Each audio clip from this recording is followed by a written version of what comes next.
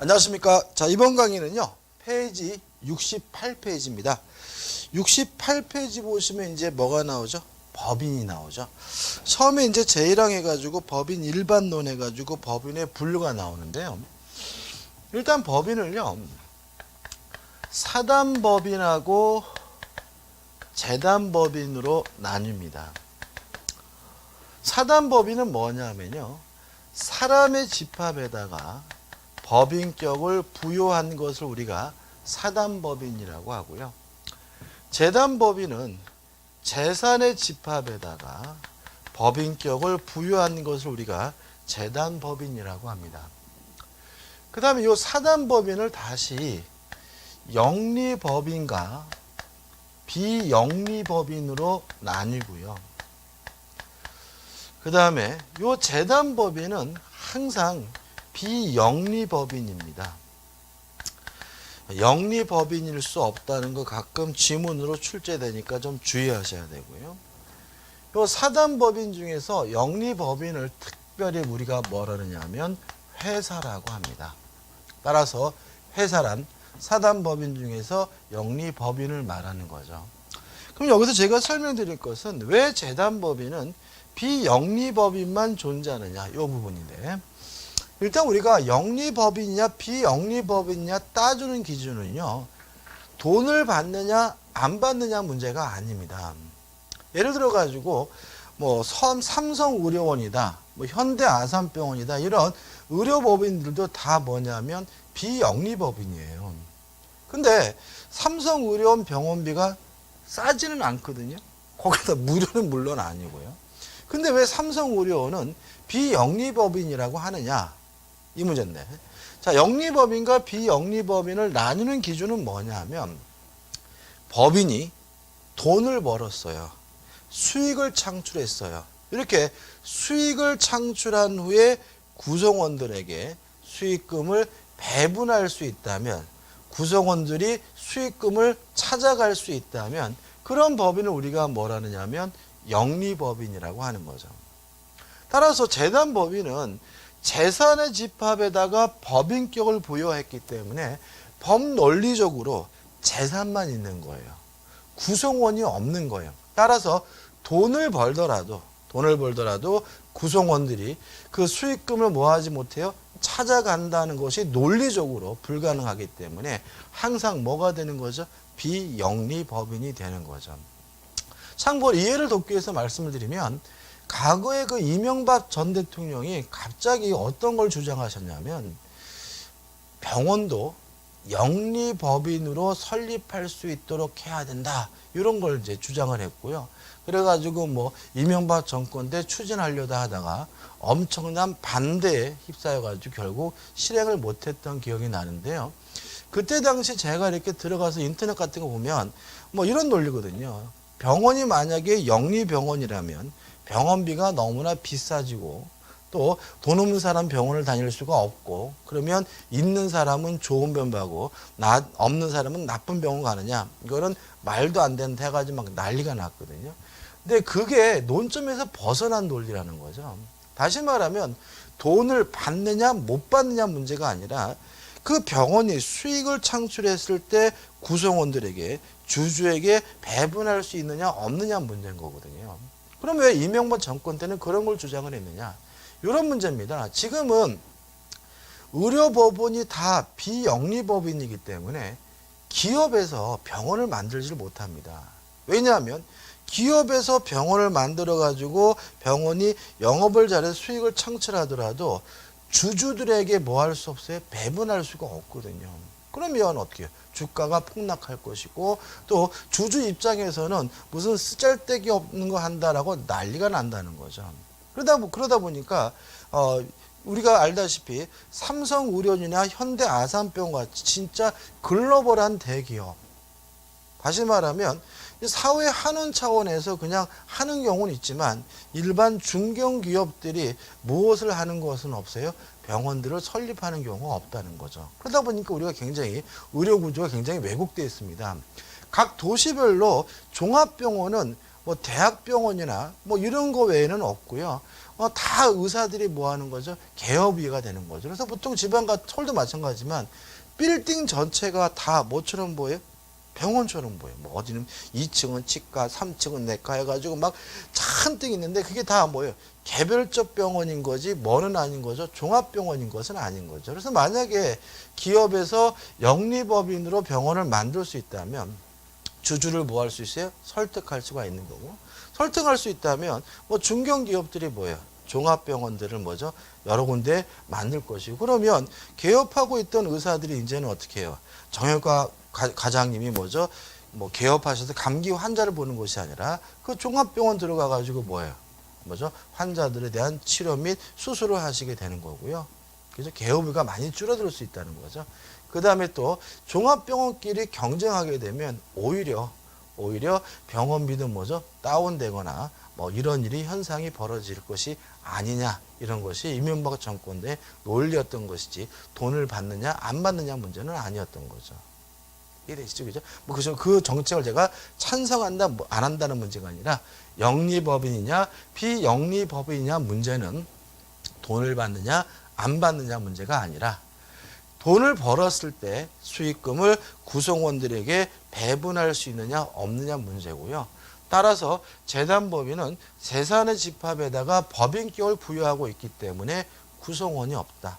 돈을 배분할 수가 없다. 따라서 항상 뭐가 되는 거죠? 비영리법인일 수밖에 없다는 거 꼭 기억해 두시기 바랍니다. 그 다음에요. 사단법인 중에서 영리법인인 회사는 상법의 적용을 받습니다. 우리 민법은 뭘 공부하는 거냐면 요 비영리법인을 우리가 민법에서 공부한다는 거죠. 우리 민법은 사단법인 중에서 비영리법인, 그 다음에 재단법인에 대해서 민법에서 규정하고 있고요. 우리 민법은 비영리법인에 대해서 한번 규정을 두고 있다는 것도 기억해 두시기 바랍니다. 그 다음 2번 사단과 조합의 구별이 나오는데 좀 이따 설명드릴 거예요. 그 다음 2번 법인의 본질 해가지고 1번 법인 의제설이 나오고요.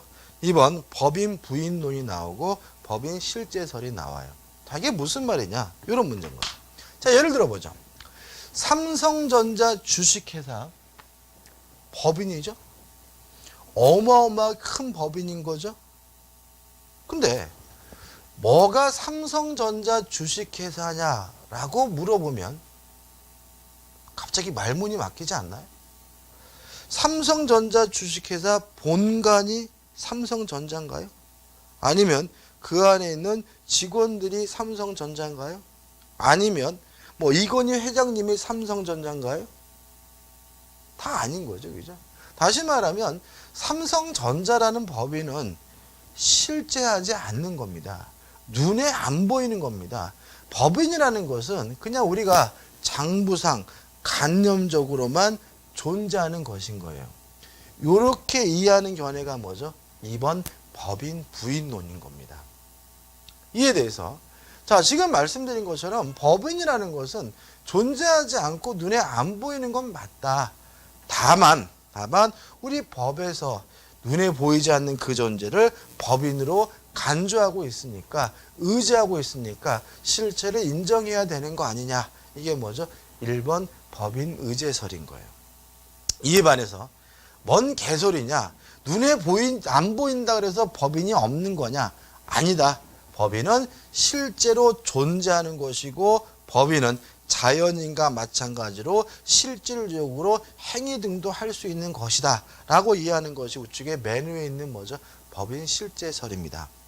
자, 우리 민법은요 3가지 학설 중에서 법인 실제설을 취합니다. 따라서 법인도 눈에 안 보일 뿐 실제로 뭐 하고 있는 거예요? 존재하고 있는 거고요. 사람처럼 뭐 할 수 있어요? 행위도 할 수 있다라고 이해하는 것이 뭐예요? 우리 민법의 태도예요. 따라서 우리 교재 4번 법인 본질론에 대한 학설의 구체적인 차이점은 읽어보시되 중요한 거 아니에요. 우리는 무엇을 가지고요? 법인 실제설을 가지고 민법을 이해하고 공부할 것이란 얘기겠죠. 끝이. 그 다음에 이제 3 해가지고 법인이 설립되는 과정이 나옵니다. 뭐 크게 설명드리는 거죠, 이 부분은. 자, 예를 들어 볼게요. 갑과 을과 세 사람이 모여가지고요. 법인을 만들려고 해요. 이렇게 법인을 만들려고 모인 사람, 사단법인을 만들려고 모인 사람을요, 우리가 뭐라 그러냐면 발기인이라고 합니다. 조금 이름이 야하죠, 그죠? 자, 그 가불병들은 모여서 뭐 하겠어요? 뭐 고스톱 칠까요? 아니죠. 법인을 만들겠죠. 법인을 만든다는 것은 결과적으로 정관이라는 것을 작성하게 돼요. 이것도 조금 어느 용어가 좀 마음에 안 들죠, 그죠? 정관. 자, 근데 우리가 좀 이따 배우겠지만 정관을 만들게 되면 결국은 뭐가 정해지냐면 사무소 소재지가 어딘지, 뭐 이사가 어떻게 임명되는지, 뭐 자본이 얼마인지 이런 것들이 다 정해지게 됩니다. 따라서 정관이 작성되게 되면 법인으로서 조직과 체계가 어떻게 해요? 완비되게 되는 거죠. 그럼 이제 다 준비가 끝났으니까 등기소에 가서 설립 등기를 하게 되면 이제 뭐가 되냐면 법인이 되는 거죠. 자, 그럼 생각해 보자고요. 설립 등기를 해야지만 법인이에요. 따라서 정관도 있고 조직과 체계가 완비됐더라도 설립 등기를 안 했다면 법인이 아니에요. 그래서 얘를 뭐라 그러냐면 법인이 아니다, 법인 아닌 사단이라고 하는 거죠.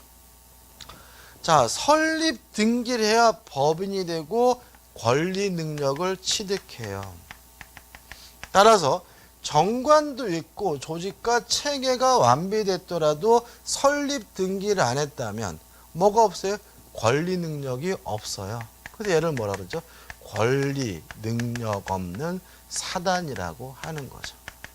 따라서 법인 아닌 사단, 권리 능력 없는 사단은 뭘 말하냐면요, 조직과 체계가 완비됐지만 아직 설립 등기를 안 하거나 못하고 있는 사람의 모임을 뭐라 그러죠? 권리 능력 없는 사단 또는 법인 아닌 사단이라고 하는 거죠. 그 다음에 갑을병이 모였어요. 그러면 이 사람들은 법인을 만들겠다는 뭐가 있는 거죠? 공동의 목적은 있는 거죠.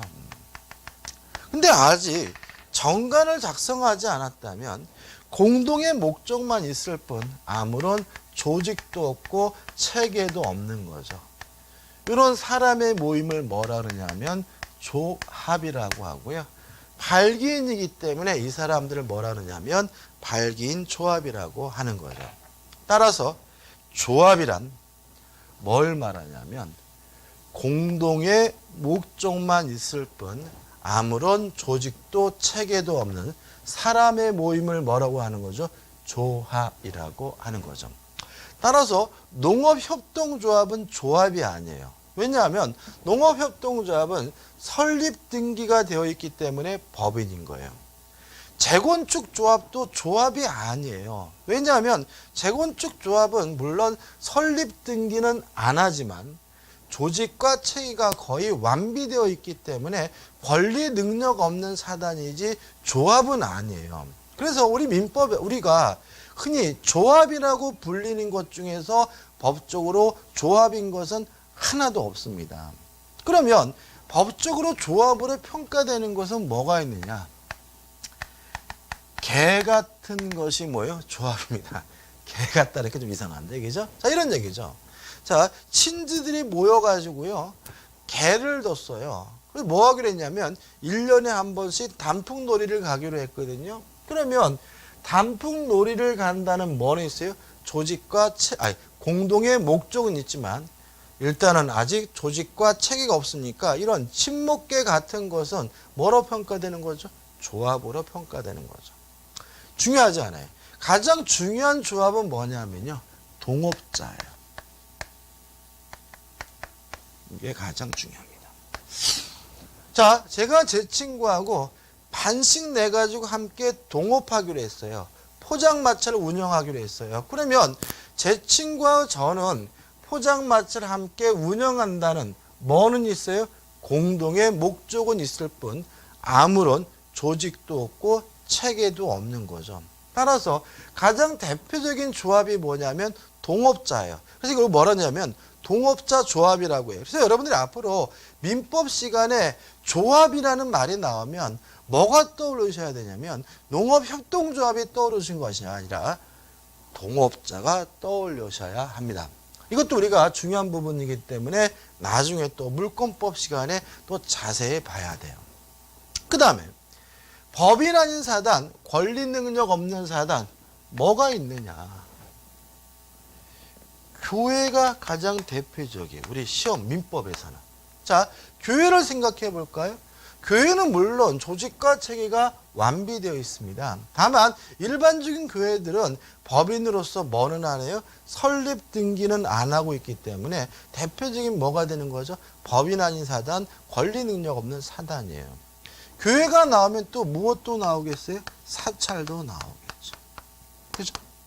그 다음에 정당, 정당이 새누리당, 한나라당 이런 정당들도요 권리 능력 없는 사단입니다. 왜냐하면 느낌 오시죠? 정당들은 조직과 체계가 국가 조직 못지않게 아주 잘 짜여 있어요. 다만 정당법에 따라서 설립 등기를 하지 못하게 금지하고 있기 때문에 정당으로서는 설립 등기를 못합니다. 따라서 법적 성질이 뭐가 되는 거예요? 권리 능력 없는 사단이에요. 그 다음에 중요한 것이 뭐죠? 종중이죠. 우리 수험적으로는 교회와 종중이 권리 능력 없는 사단이라는 게 중요해요. 종중 뭐죠? 종친회. 김해김씨 종친회. 저는 순응한씨인데 순응한씨 종친회. 이런 종친회들은 일반적으로 조직과 체계가 잘 짜여 있습니다. 다만 종친회들도 뭐는 안 해요? 설립 등기는 안 하고 있기 때문에 법적 성질이 뭐가 되는 거죠? 권리 능력 없는 사단이 되는 거죠. 이해되시나요? 그죠? 정리해 볼게요.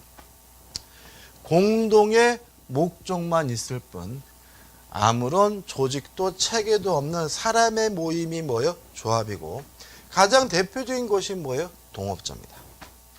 또 정관 등이 작성돼 가지고 조직과 체계가 완비됐지만 설립 등기를 안 해서 못해서 법인 아닌 사단, 권리 능력 없는 사단인 거고요. 가장 대표적인 것이 뭐가 있습니까? 교회와 종중이 있는 거죠. 그 다음에 설립 등기를 해야 뭐가 되는 거죠? 법인이 되고요. 설립 등기를 해야 뭐가 되는 거죠?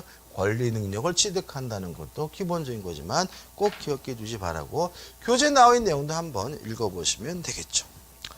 자, 이제 70페이지로 갑니다. 70페이지 가시면 4번 해가지고 뭐가 나오냐면 법인격 부인이란 말이 나와요.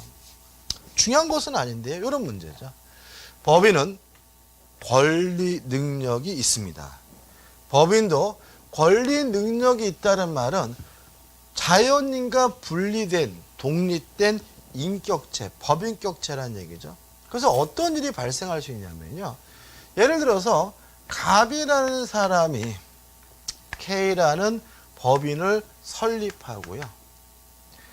Y라는 은행으로부터 대출을 받았다라고 가정을 해볼게요. 그러면 이 대출은 갑이 받은 것이 아니라 법인이 받은 거거든요. 법인도 뭐예요? 사람이고 법인도 뭐예요? 권리 능력이 있는 거거든요. 따라서 이 대출금은 누가 갚아야 되는 거냐면 법적으로만 따진다면 법인이 갚아야 될 일이지 갑이 갚을 일은 아닌 거예요. 그러다 보니까 어떤 일이 발생할 수 있냐면 자꾸 사람들이 법인 제도에 숨는 경우가 있어요. 다시 말하면 법인을 앞에 내세우고 온갖 짓을 다 하고 책임은 누구에게만요? 법인에게만 지우고 지는 쏙 빠져나가는 이런 경우가 있는데 이런 경우를 뭐라 그러냐면 1번 법인 형해론이라고 합니다. 여기서 형해라는 말은 무슨 뜻이냐면 뼈만 남긴다는 거예요. 우리가 흔히 쓰는 말은 뭐죠? 페이퍼 컴퍼니라고 하나요? 그죠? 다시 말하면 법인이 실제로는 아무것도 없고 뭐만 있어요? 뼈만 있다는 거죠. 그걸 통해 가지고 어떻게 해요? 자기 책임을 면하고 있다는 거죠. 이때는 K의 법인의 법인격을 부인함으로써 요 뒤에 숨어 있는 갑에게도 직접 책임을 물을 수 있다는 이론을 피게 되는데 이게 뭐냐면 법인격 부인인 거예요. 그래서 2번 보시면 법인격 남용의 경우 그 법인은 물론 누구한테도요? 배후자 뒤에 숨어 있는 사람에게도 무엇을 인정하게 됩니까? 책임을 인정하게 되고요. 따라서 K가 못 갚는다면 누구에게 돼요? 갑에게도 그 책임을 물을 수 있다는 이론을 우리가 법인격 부인론이라고 합니다. 물론 우리 판례도 인정하고 있는 이론인 거죠. 정리해 볼까요? 법인의 실체는 다 쏙 빼먹고 뼈만 남아있다. 이걸 뭐래요? 법인격, 법인형해론이라고 하고요. 이런 법인 제도를 악용해가지고 실질적으로 책임을 면하고 있는 뒤에 숨어있는 사람에게 책임을 묻기 위해서 법인의 법인격을 부인하게 되는데 이걸 우리가 법인격 부인론이라고 한다까지 기억하시면 되겠죠. 그 다음 제2항 법인의 설립이 나옵니다. 1번 법인 설립에 관한 입법주의에서 특허주의라는 말이 나오죠. 자, 이거 뭐냐면 법인을 설립하기 위해서 국회에서 특별법을 제정해야지만 법인을 설립할 수 있다면 이걸 우리가 특허주의라고 합니다. 예를 보면 쉬워요. 한국은행이 나오죠. 한국은행은요, 국가가 아닙니다. 다시 말하면 국가도 뭐예요? 독립된 법인이고요. 이 한국은행은 국가 분리된 뭐죠? 독립된 법인이에요. 물론 한국은행은 무엇에 의해서 만들어지냐면 국회에서 제정한 한국은행법에 의해서 만들어진 법이거든요. 이렇게 개별적인 특별법이 있어야 만들 수 있다면 그걸 우리가 뭐라 그러냐면 특허주의라고 하는 거죠. 그 다음에 두 번째 허가주의가 나오고 세 번째 인가주의가 나와요. 자, 이런 문제죠. 법에서 정하고 있는 법적 요건을 모두 다 갖췄어요.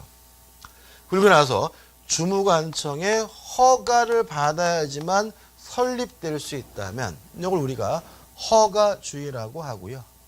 주무관청의 인가를 받아야지만 설립할 수 있다면 이걸 우리가 뭐죠? 인가주의라고 합니다. 그러면 뭐가 다르냐? 자, 이런 얘기죠. 법적 요건을 갖췄더라도 해줄지 말지 주무관청이 자유롭게 결정할 수 있다면 그걸 우리가 허가라고 하고요. 법적 요건을 갖췄다면 반드시 해줘야 되는 거고요. 주무관청에서 거부할 수 없다면 이걸 우리가 뭐죠? 인가라고 하는 거죠. 예를 들어 보면 쉬워요. 제가요, 학교를 만들고 싶어요. 그래서 법에 정하고 있는 모든 요건을 갖추어서 교육부에다가 학교 설립에 대해서 허락해 달라고 신청을 하게 되면 교육부는 반드시 내줘야 되는 게 아니죠.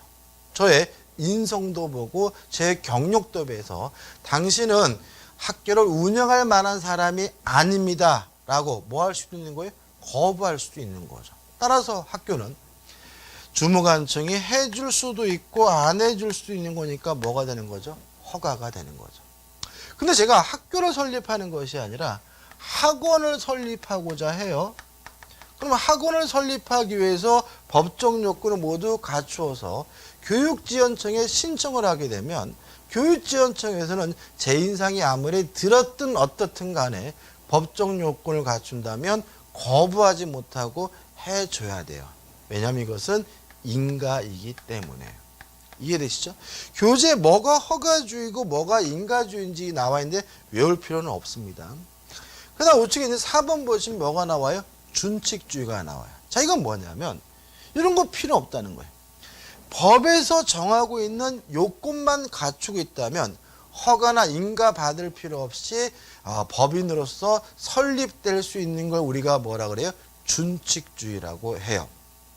자, 여기서 이제 기억할 겁니다. 상법상 회사 영리법인은 준칙주의입니다. 따라서 영리법인을 설립하고자 한다면 굳이 인가 허가 받을 필요가 없이요. 법에서 정하고 있는 요건을 갖추어서 설립 등기만 하면 됩니다. 다만 우리가 배우고 있는 민법의 비영리법인은 허가주의입니다. 따라서 법정 요건을 갖췄다 하더라도 주무관청으로부터 뭘 받아야 돼요? 허가를 받아야 되는 거죠. 이해되시나요? 자, 여러분들 비영리법인 하면 가장 뭐가 떠오르실까요? 학교가 떠오르지 않으세요? 병원이 떠오르지 않으세요? 자, 이런 것들은 대표적인 뭐예요? 비영리법인이고요. 따라서 허가주의이기 때문에 주무관청에서는 해줄지 말지를 뭐 할 수 있는 거예요? 결정할 수 있게 된다는 것까지 꼭 기억해 두시기 바랍니다. 다시 한번요. 영리법인은 뭐라고요? 준칙주의고, 우리가 배우고자 하는 비영리법인은 뭐죠? 허가주의라는 거 꼭 기억해 두시기 바랍니다. 자, 이제 2번 비영리 사단법인과 비영리 재단법인의 설립 요건에서 첫째, 비영리를 목적으로 할 것. 왜요? 만약에 영리를 목적으로 한다면 그것은 민법이 아니라 뭐라고 해요? 상법으로 가니까 민법에서 말하는 법인은 무슨 법인이어야 돼요? 비영리 법인이어야 되는 거죠. 물론 비영리 법인이라면 굳이 꼭 공익을 목적으로 할 필요는 없다는 거 기억해 두시기 바라고요. 2번 설립행위가 있어야 되는데 아까도 말씀드렸다시피 법인을 설립한다는 것은 결국은 뭘 만든다는 거죠? 정관을 작성한다는 말인 거죠. 자, 그럼 이 교재에 법조문이 나오는데 정관에 반드시 기재해야 될 사항이 총 7가지가 나옵니다. 외우셔야 돼요. 외우셔야 됩니다. 그죠? 첫째, 목적 반드시 기재해야 됩니다. 둘째, 명칭 반드시 기재해야 됩니다. 셋째, 사무소 소재지 반드시 기재해 줘야 됩니다. 특히 이 사무소 소재지를 반드시 정관에 기재해야 된다는 것은 꼭 기억해 두셔야 돼요. 네 번째, 자산에 관한 규정도 반드시 기재해 줘야 됩니다. 이 4번도 굉장히 중요합니다. 자산에 관한 규정이 뭐에 기재가 됩니까? 정관에 기재가 된다는 거 꼭 기억해 두셔야 되고요. 5번째, 이사의 임면에 관한 규정입니다. 다시 말하면 이사를 어떻게 임명하고 어떻게 면책할 건지는 반드시 정관에 기재해야 됩니다. 조심할 것은 뭐냐면 이사의 성명과 주소는 등기사항입니다. 다시 말하면 정관에는 뭘 규정해요? 이사를 어떻게 임명하고 면직할지를 규정하고요. 등기에는, 법인에 관한 등기에는 뭐가 기재가 됩니까? 이사의 성명과 주소가 기재가 되니까요. 꼭 기억해 두시고 헷갈리지 마시고요. 6번째, 사원 자격의 득실에 관한 규정 반드시 기재해야 됩니다. 7번째, 존립시기나 해산 사유를 정한 때 그 시기 또는 사유도 반드시 기재해야 되고요. 이 7가지 중에서 하나라도 빠지면 사단법인은 설립할 수가 없습니다. 그 다음에 중요한 거. 제가 쭉 중요한 걸 정리하는데 일단 잊지 말 것은 뭐예요? 2번이에요. 동그라서 2번. 1번부터 5번까지만 재단법인 정관에도 기재하는 사항이에요.